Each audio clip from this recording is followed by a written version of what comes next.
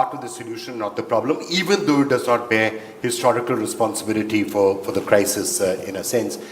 Is it also helping you in communicating that? Because there seems to be a realization that as we move to cleaner energy, more renewable energy, more solar, more green hydrogen, this is actually good for India also. It's good for the Indian economy. You know, we are spending so much money importing oil, foreign exchange importing oil. If we can actually tap solar, we can do things like that. It's good for the Indian economy. It's good for the planet, but it's also good for India. Is there that sense also? For everybody, I think that's the reason India is making the International Solar Alliance Cooperation is there. India has become a leader to adopting a good adaptation practices also. Apart from that, the mitigation measures taken by the government and the adaptation measure basically belongs to the behavioral change of the society. The one also important thing, because what we are facing that the citizens of the developed countries' consumption is too much. So personal contribution is also important to meet out this fight. Because every day, with our every work, we are contributing for carbon emission and all these things. So our Prime Minister giving a call in the Glasgow also, that's a life, environment-friendly lifestyle. Technological improvement is good, technological innovation is good, but personal behavior is also important. That's the reason Prime Minister gave a call to the Mission Life, environment-friendly lifestyle, and that is very much important. Last year, the United Nations General Secretary inaugurated the Mission Life program in India, and we hope that it will become a movement where every individual person contribute their contribution to fight against the climate change fight. And the message of life is something that's obviously important for the developed world, but you're saying every citizen of the planet should now start thinking about a sustainable lifestyle. Because even when you read the Paris Agreement framework also, they emphasizing the role, cultural values, the traditions of the societies who live in this planet with the nature-friendly atmosphere. So these traditions which we are getting from our forefathers always not bad. So environment-friendly habit must be inculcated in our behavior. We must have sometimes I say we must have a civil sense. If we are having a civil sense, that we must having the environmental sense also. We must teach our children that civic sense is important rather to live on this planet, that environmental sense is also. So what we consume, not unnecessary consumption. And that's the theory of India, and that's the personal behavior movement started by our Prime Minister as a Mission Life. Right. Sir, before we end here, just wanted to ask you, what are you hoping for? What are the messages that you hope you will leave COP28 with? First, we are waiting the outcome of the global stock take. Already I say that that is a very important aspect. Second, India believes that development of the renewable energy is one of the best available solution for future of the world also. And third, COP28 should adopt the framework of the global goal of adaptation, because that is also important, and we must increase the funds for the global adaptation practices. I think these three things is important. Apart from that, the earlier decision taken in the Glasgow and Sharm el-Sheikh also, especially in the Glasgow, it was announced Glasgow to Sharm el-Sheikh adaptation document, that is also not completed. The loss and damages fund, which decision was taken in the last COP, some negotiation has also started. Third thing, India being a leader, this time we in our domestic union budget, we are giving a green budget, and India also started the mechanism of carbon credit market. Glasgow, we accepted the Article 6, but not much action taken on the Article 6 in future carbon credit market also. So that will be also discussed. So we hope that GST, loss and damages, Article 6, adaptation, more focus on renewable energy, these are the issues which must be discussed in this COP, and we must give to our next generation cleaner and greener earth. For that purpose, we are coming here, meet together, sit together, think together.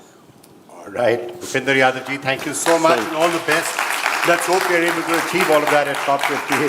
Thank you. Because the planet really needs it. Thank you so much, sir. And now we have a very special session coming up, so I'm going to invite on the stage Professor Manoj Ladva, who is, of course, the founder and chair of the India Global Forum, and also Naveen Rao, Senior Vice President of the Rockefeller Foundation, for a special session and report on climate change and health and exploring the Global South's leadership. So, Manoj, come, sir. Just take a seat.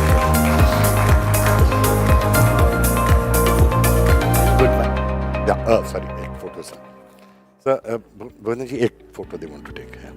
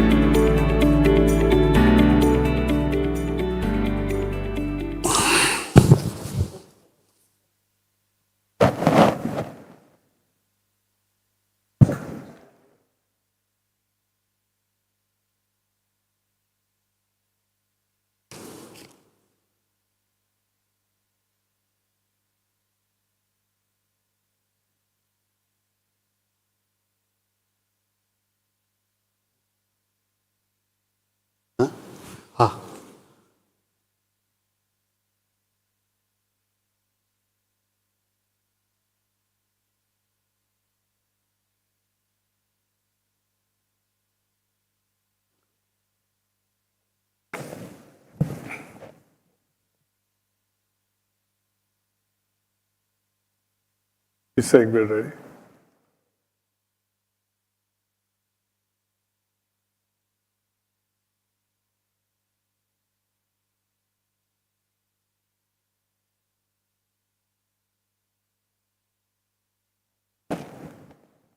Don't know what. Ready, I think he's saying. So do you like me to?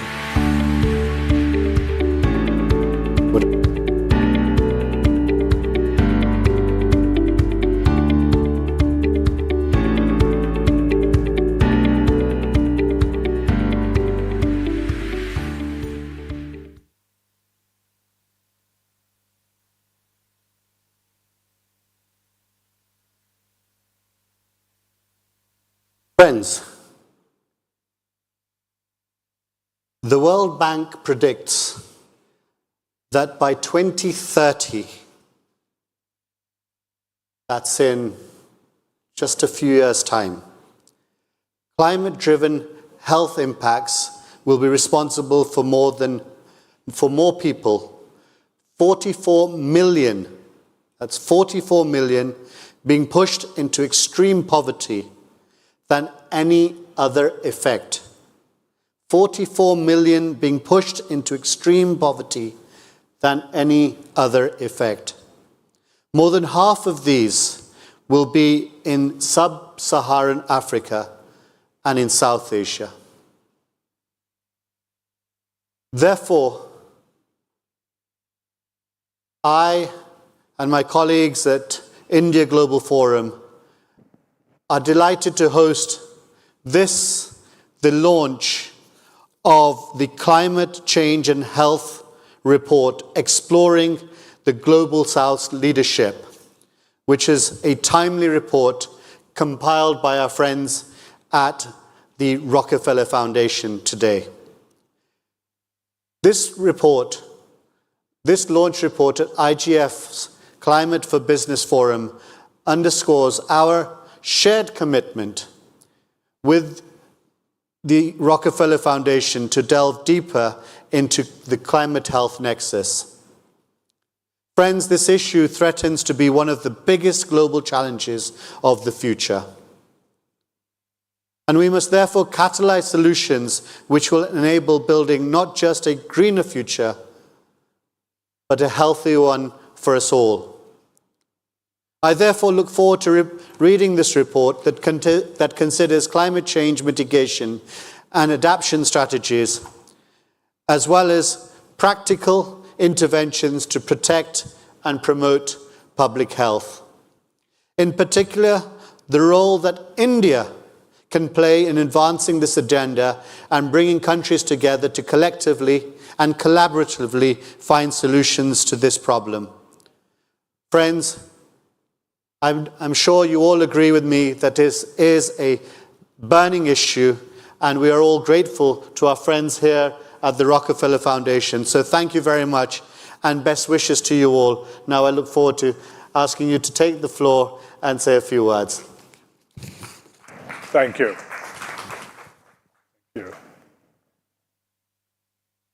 It is the end of the day, and I will be brief. Namaste. For every image you have seen of a climate shock, if you step back and think about it, it is a health shock in the making. Every climate shock image eventually becomes a health shock, to the point where we believe health is the human face for climate change. And each one of us, and no one will be excluded, is going to feel this personally. We felt it's important to be able to put a report that links climate change and health, and the report does this. It also makes sure that we point out where the leadership for this can come from the Global South, where we need targeted investments, including what the minister said, how we can make sure these targeted investments go towards knowledge, capacity building, but also, more importantly, bring multi-stakeholder funding from multiple sources. At Rockefeller Foundation, we have 3 objectives right now with climate change. Number 1, we are looking at solutions, and both on the adaptation and mitigation side, we want to make sure there is more funding that comes into health. Today, less than 1% of all the funding that goes towards adaptation for climate change goes to health. We also want to make sure that we bring in partners, including the private sector, to the table. And we are particularly grateful to Mihir Sharma, to Mr. C.K. Mishra, to my colleague Dipali Khanna, and to all the team members who participated and worked on this on the India Global Forum. So on behalf of all of us, thank you. Congratulations. Oh, Going to come across? thank you. Dipali, please.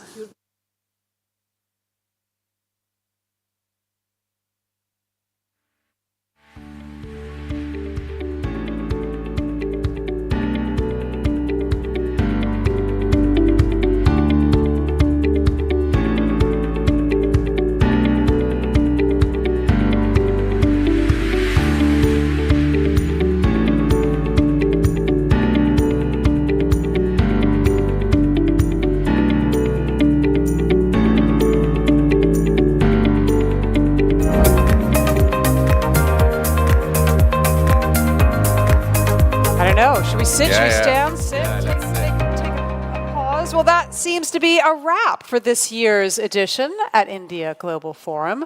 Hope we've given you the information you need and insight to drive your businesses, as well as to help green the world. It is, in fact, humanity's essential conversation. It won't stop here. It continues tomorrow at COP. I've enjoyed spending these 3 days with you and with you, Mark. Loved it.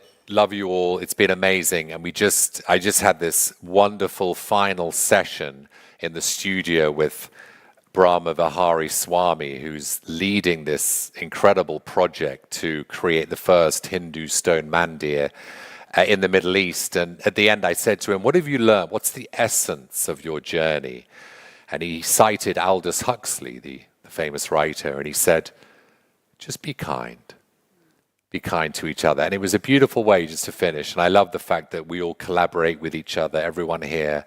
We're united in our desire and quest to forge these closeness of ties between India, the Middle East, and Africa. And I commend you all, and it's been wonderful for us to be part of this. Absolutely. And I love, in fact, I think the slide is gone now, but the leadership coming from the Global South is obviously what we need. The conversation that I had with Baroness Patricia Scotland, the Secretary General of the Commonwealth, about the solutions like the Bridgetown Initiative coming from the Caribbean, coming from the area which is among those most affected by climate change, by the ravages of climate change, and that solution on its own is now gaining momentum within the richer countries. So I come away with some hope, Mark. And it was great to speak on day one to the Finance Minister Sitaraman, and just a reminder as we approach the beginning of COP tomorrow, she called for concrete action on climate funding, the transfer of tech at COP28. As we all know, emerging economies have no chance of reaching net zero by 2050 unless we fund them and transfer technology. So it was great that we had her speaking right at the start. We've been spoiled by guests, haven't we? We have been Spoiled. absolutely amazing.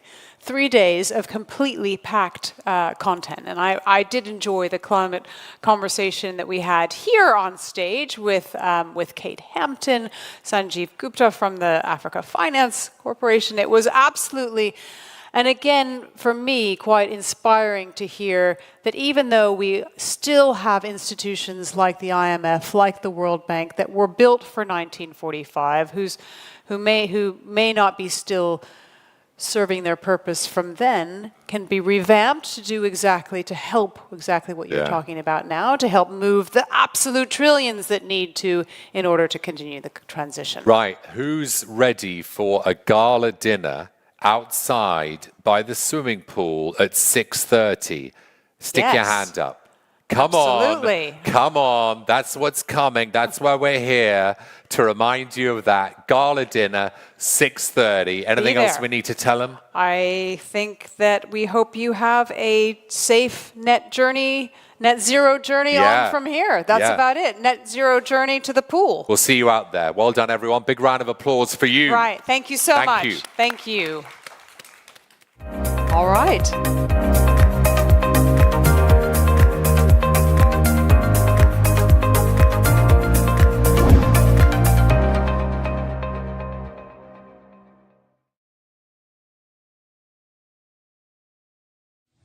Welcome to India Global Forum, uniting the world's most visionary minds from India and beyond to shape the future. Hear from and engage with the most influential policymakers, business leaders, and technology disruptors. Get involved with our key initiatives and join us at our world-class flagship events in the UK, the UAE, and India.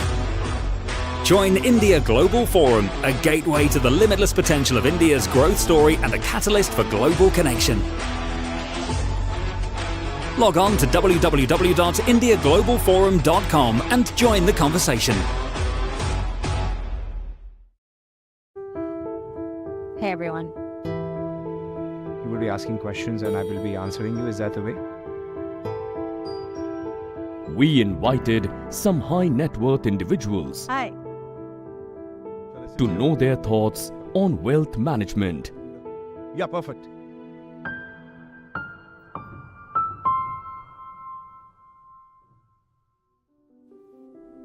I don't just want to see my net worth grow. At the end of the day, my investments have to add value to my life.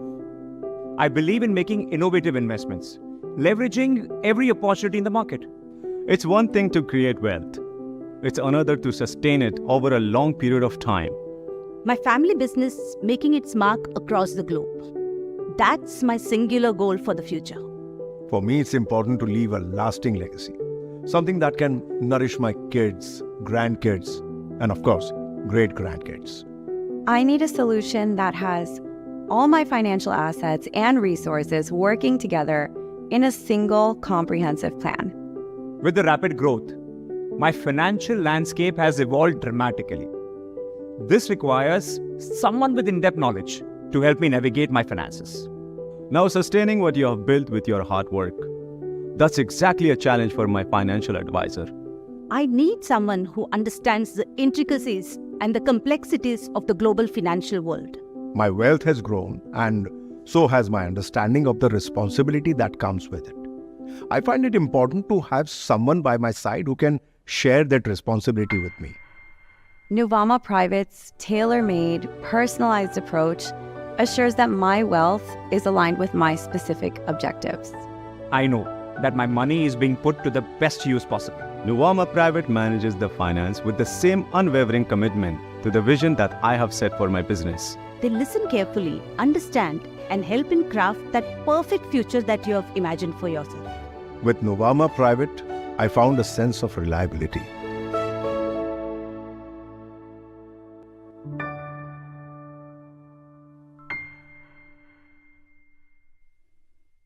Did you know the Emirates flight you just took would have consumed up to 50% more fuel just a couple of decades ago? Ask why? Did we do something to the engine? Not really. Look closer. It's the material. High-strength composites. Know which other industry needs it? Automobiles. Using composites as building blocks, we can save up to 50% more battery and still get the same performance.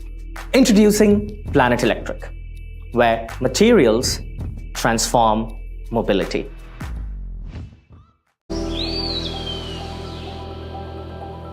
Welcome to a new way of thinking, to a new approach to well-being, happiness, and health, to a combination that can't be found anywhere else. One where mind, body, and soul work in harmony with place. Hospital and hotel, resort and spa, retreat and rehabilitation, experiences and treatments, ideas and possibilities, unique, meaningful, and memorable. Welcome to a new harmony between how you feel and where you are. And welcome to a new philosophy, clinical wellness. Welcome to Tula.